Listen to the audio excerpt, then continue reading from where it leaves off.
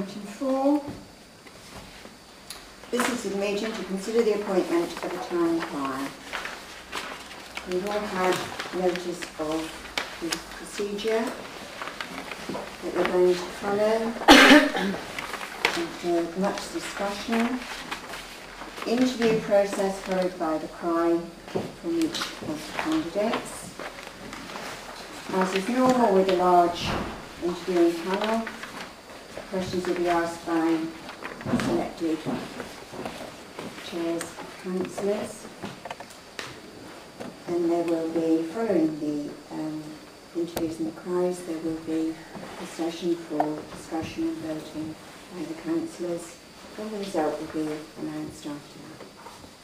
So could we start, please? We're going to interview the candidates in the order in which their applications were received, starting with Alan Vian.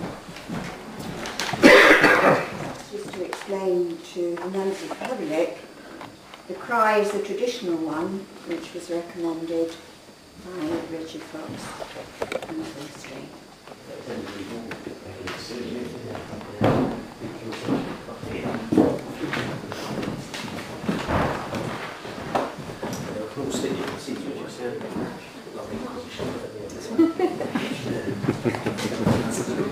Good evening. Good evening.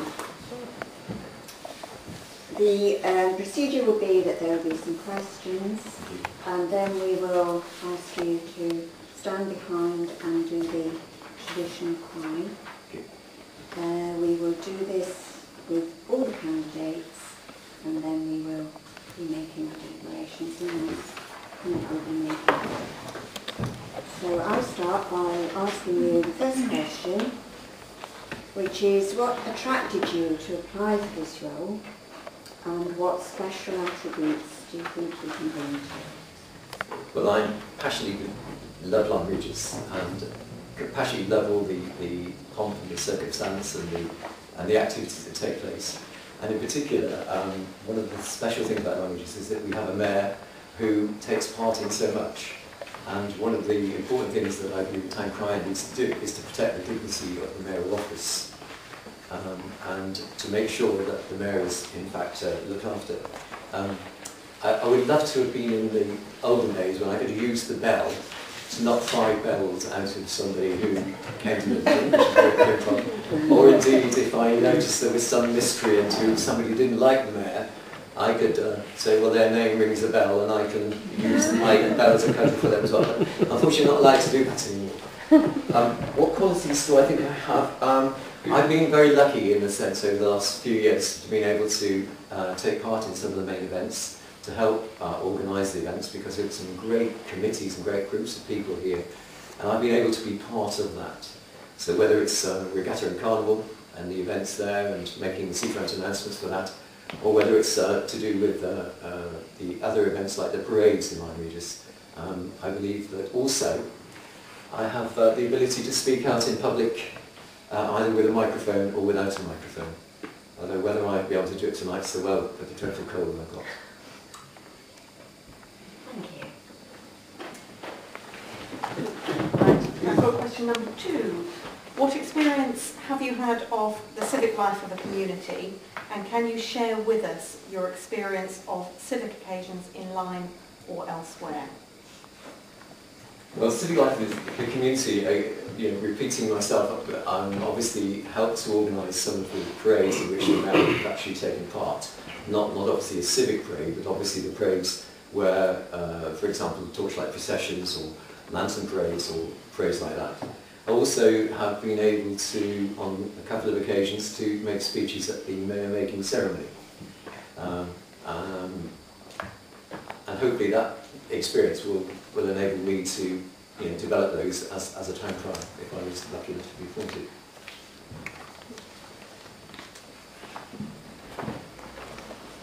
Can you tell us about your interest in Lyme's history? Well, I mean, it's an amazing place, isn't it? There are so many important people in Lyme Regis. If you actually start to think how many important people and what influence they've had, whether it's Sir George Summers, who I got to know very well a few years ago, and in his discovery or making this first settlement anyway in Somers land, and then of course in Bermuda, called Bermuda. Or whether it's Thomas Hollis with the opening and developing up of the seafront, and all his work of buying up old properties, getting rid of the slums, building buildings, which then attracted people like Jane Austen to here, and where we can read in her books about Lyme Regis. Or whether it's Lieutenant Colonel Robert Blake, another great important person who actually gathered the people of Lyme Regis together during the English Civil War siege, and from the 20th of April to the 16th of June was able to make sure that the royalist forces didn't actually take over the town, particularly the dreadful Cornish. I mean, all those people who've had this impact on Lyme Regis, that's the history. It's a living history though, because it's a place that people come here to see where the people of the past lived, but where it actually generates the future. And I suppose, if you like, perhaps one of the people who attracts most people here is Mary Anning, and the things that she found with the fossils.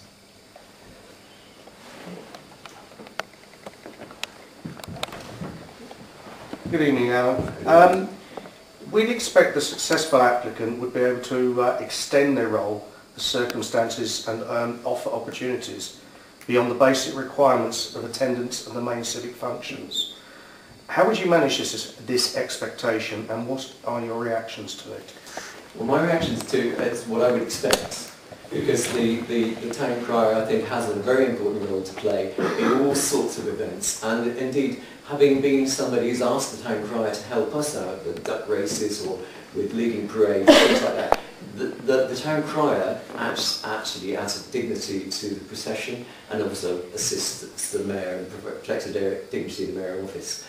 I would be more than happy if I was appointed to do anything I could to help other organisations, to promote other organisations, and to promote the time of Lyme Regis.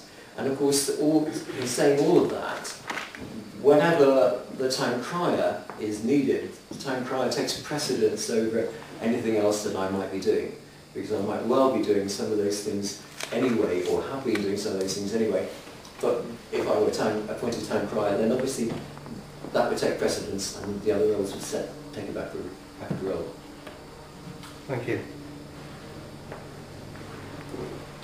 Hi Alan, my turn. Are there any questions you'd like to ask any of the councillors here? No, I don't think so. I just would like to thank you for the opportunity to apply for this post and for the process that you've engaged in. And we look forward that hopefully you'll make a decision tonight, so that at the end of this there will be a town crier in Lyme Regis, and certainly we need a town crier, certainly by Easter, in full regalia, ready to take part in the major parades that start then. Thanks very much. Thank you very much, Alan. In spite of the state of code or whatever, could I ask you just to step back to the window and then give the reply? And if you'd like to address it to the whole room. And with your permission, I'll wear my hat so that I can doff my cap to Her Majesty at the right time. Unfortunately, without a bell, so you have to pretend the bell's out. Oh yeah! Oh yeah! Oh yeah! Your Worship, councillors and ratepayers of the town of Lyme Regis, draw near and give us your attention. I, Alan Vian, proclaim to one and all gathered here that I am duly considered for the honorary position of town crier of this historic town of Lyme Regis. Lyme Regis, a picturesque town situated in the western corner of Dorset, renowned for its 13th century Cobb Harbour, for its 11th century Norman church, and 14th century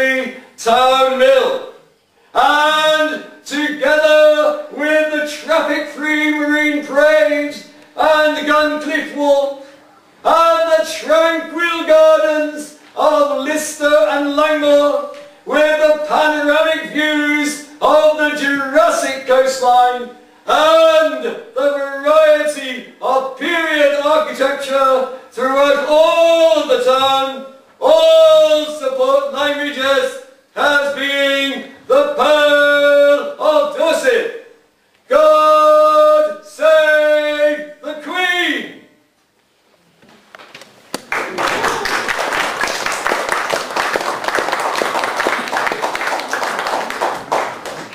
Thank you very much.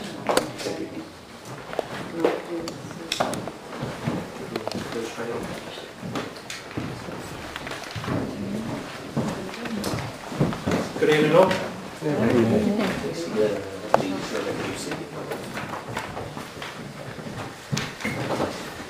evening, Andrew. Good evening. The interview will be questions from selected councillors, and then we shall ask you just to step back and do the cry, traditional cry which you have as though addressing the whole room. I'm Sally. And I'm going to start the questions by asking you what attracted you to apply for this job, and what special attributes do you think you can bring to it?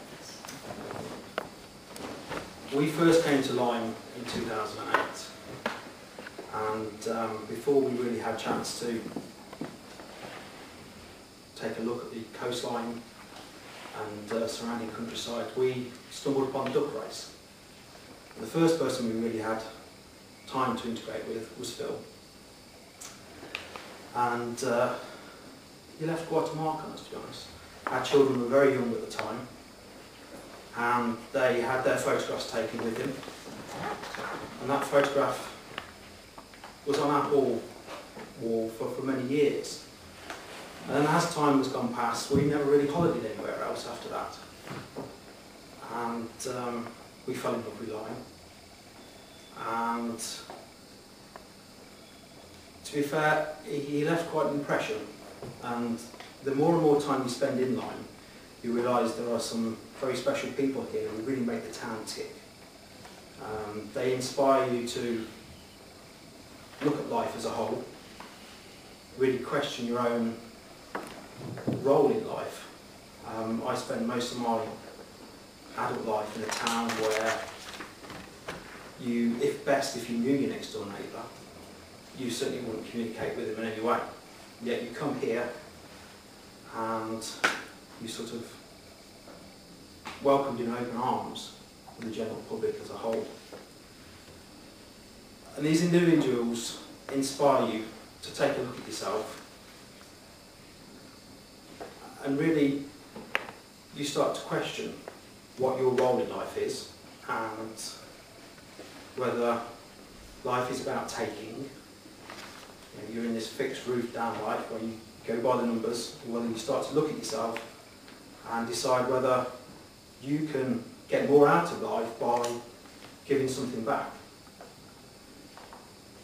And it was clear from meeting Phil and the individuals in this town that that is really the way to enjoy life, is to give something to other people. And by giving my time and dedication to this role, I feel I can give something back to the town as well.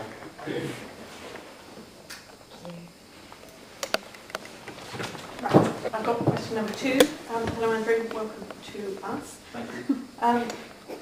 This is quite a long one, I'm going to do it in 2 parts. What experience have you had of the civic life of a community, and can you share with us your experience of civic occasions in Lyme or elsewhere? Well, I spent, I'd say, with the exception of perhaps 2 or 3 weekends, every weekend and every holiday period here in Lyme. Whether that's from Remembrance Sunday to carols around the tree, throughout that entire period, whatever the event has been, as a family we have been here and taken part in that as much as possible. So there are certainly civic events that happen within the week that we haven't been a part of, but when we have been here we have spent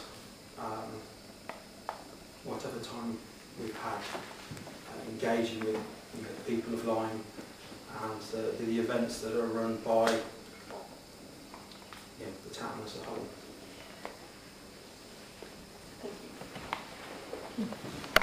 Welcome. Can you tell us about your interest in Lyme's history? I do have quite a strong interest in history as a whole, but after spending so long here, I've taken the time to go back through the events of Lyme and to go back as far as the days when Lyme was sort of occupied by the monks of Sherborne and the salt distilleries that used to be in place around the town. And I know sort of the history of the town crier within the town, and one of the oldest, I think it was something like 1068, I think was the first town crier. Coming back through to, I think it was Edward I that gave Lyme its regal title, through to the siege of Lyme, the construction and the destruction of the cob, and it's later being built, I think it's 1827 that it was rebuilt. Through to the Duke of Monmouth, and recent history of sort of the novels that have been written, and the history of sort of the railway lines and the museum. So I have a very strong interest in the actual, in the history of Lyme, and I think anybody who took on the role of the town crier, that side of things would have to be pretty spot on. I think that, and that would be something that would really interest me. Thank you.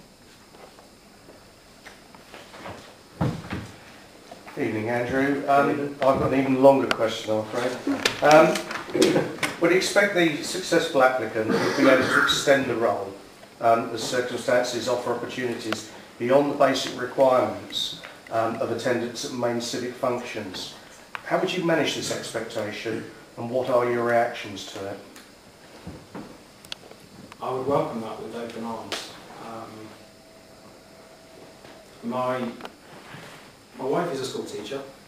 I have two children in the town, and I don't work the school holiday periods, whether that's Christmas, whether it's Easter, half terms, bank holidays. I do not work it. I spend it here. I'm self-employed, and I've never sat in an interview before. This is the first time to get to the age of 40 and not to sit into an interview. It's going, but and so I'm self-employed, but I work for John Lewis, and my time is fairly well organised in that I tend to spend 3 days away, and they're usually constructed fairly well in my diary, and to be fair, are fairly flexible as well. I also employ various people around the country that would be able to cover my role, and because of the flexibility of my work, I feel I have no problem whatsoever in managing Monday to Friday, and certainly weekends and the school holiday periods, whether it's regatta week, carnival week, Christmas time, I would be here and spending the time with my family, and if I wasn't the town crier, then I would still be here amongst the crowd, so I don't envisage it being a problem in any way. Thank you. My next, Andrew. Are there any questions you'd like to ask any of the town councillors?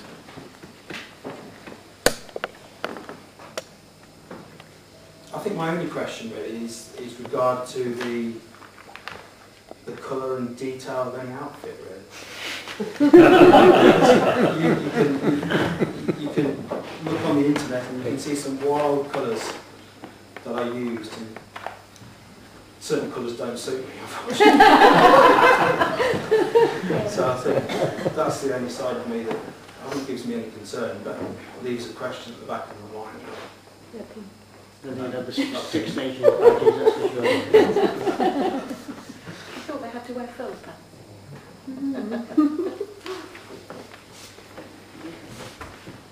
Okay, could we ask you now if you've got the client with you?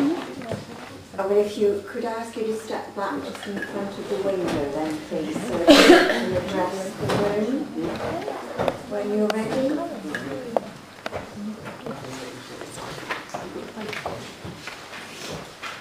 Oh, yay! Oh, yay!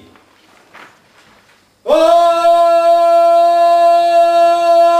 yay!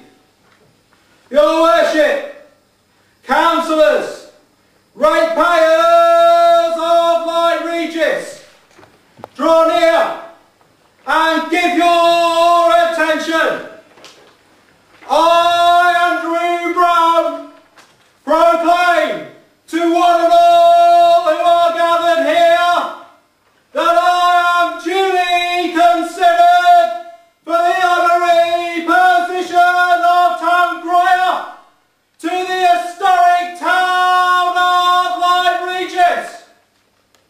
Lyme Regis, a coastal town situated in the western corner of Dorset, renowned for its 13th century Cobb Harbour, its 11th century Norman church, and its 14th century town mill, together with the traffic-free marine parade and Guncliffe Walk, and the tranquil Langmore and Lister Gardens. Oh my God. Lister Gardens, with panoramic views of the Jurassic coastline and the variety of period architecture throughout the town. All support Lyme Regis as being the Pearl of Dorset. God save the Queen!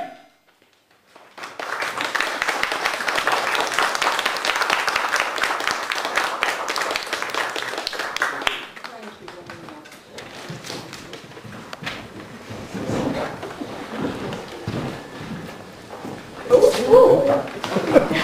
Oh dear.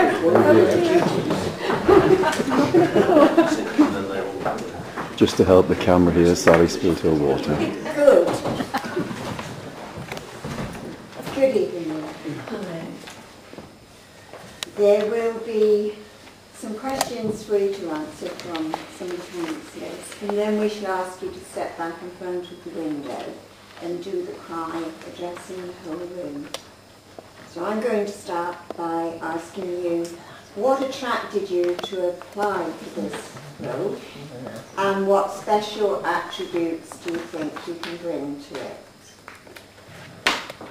What attracted me? I just think it's the most amazing opportunity. There's nothing else like it.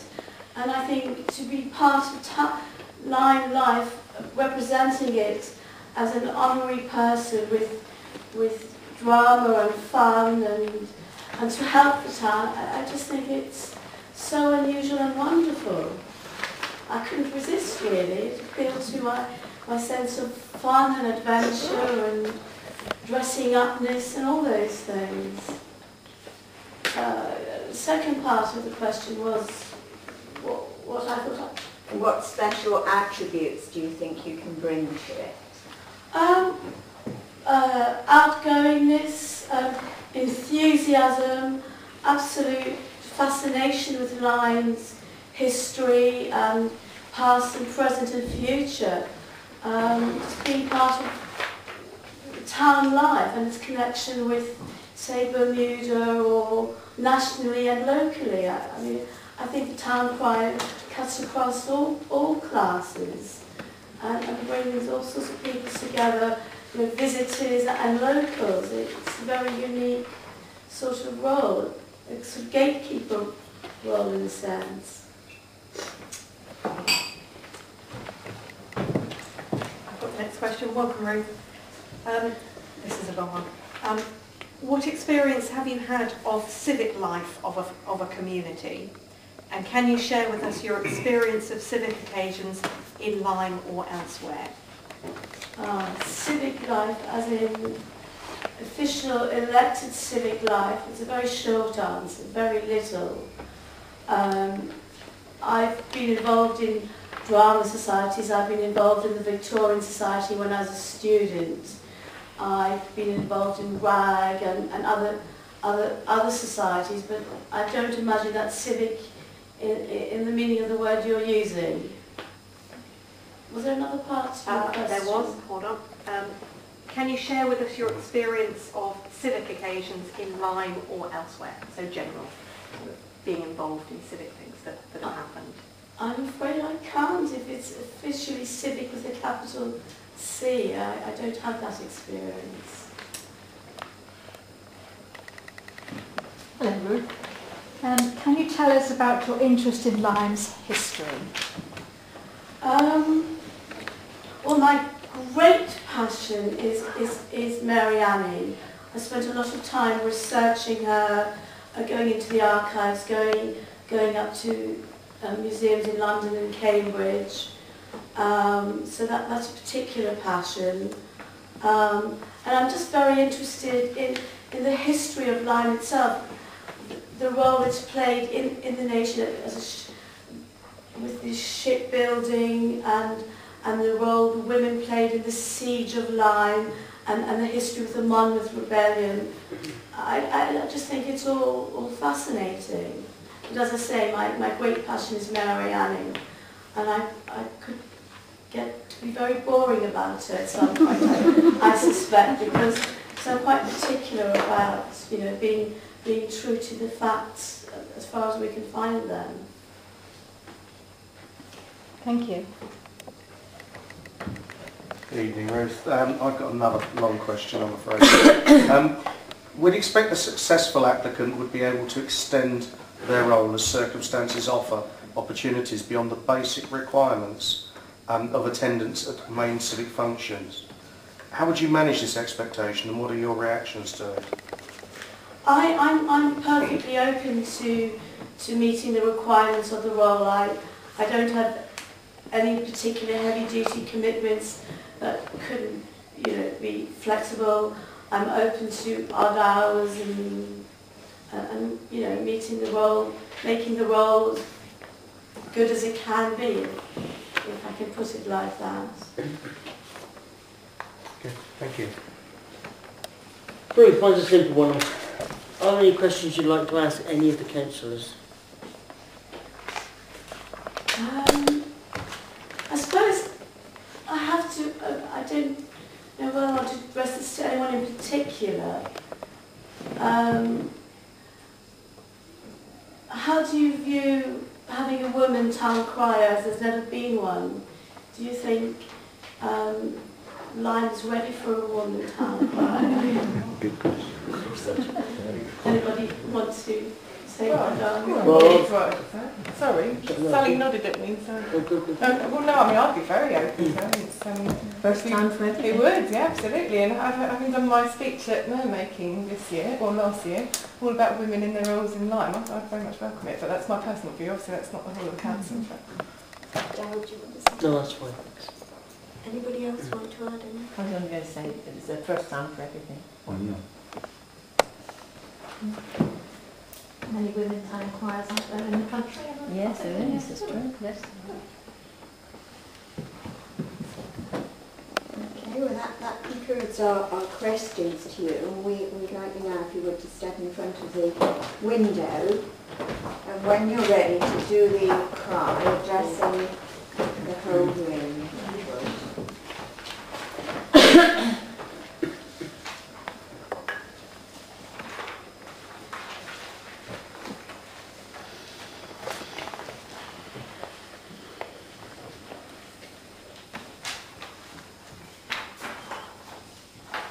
Oh yay! Oh yay! Oh yay! Your worship, councillors and ratepayers of the town of Lyme Regis, draw near and give your attention. I, Ruth Katz, proclaim to one and all gathered here that I am duly considered for the honorary position of Town Crier to this historic town of Lyme Regis.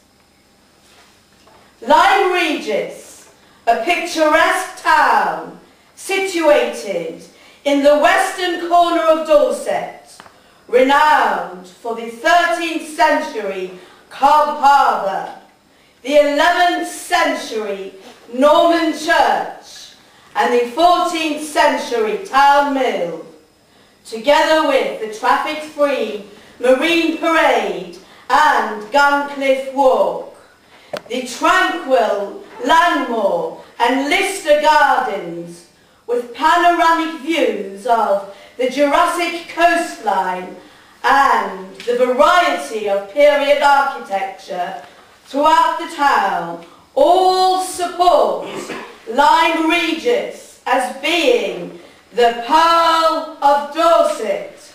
God save the Queen!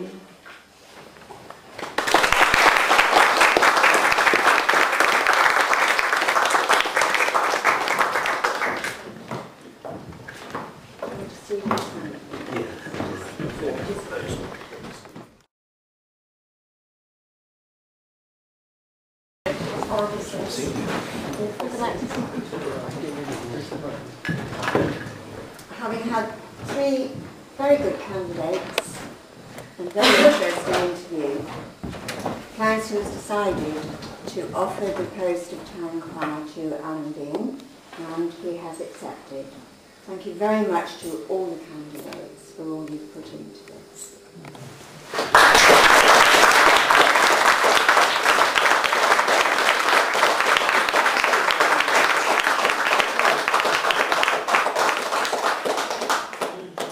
And that concludes the business for this evening.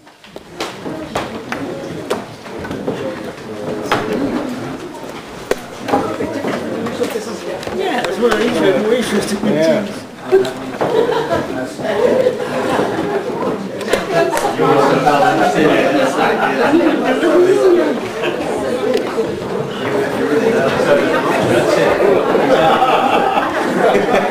Johnny, catch me again, aren't you?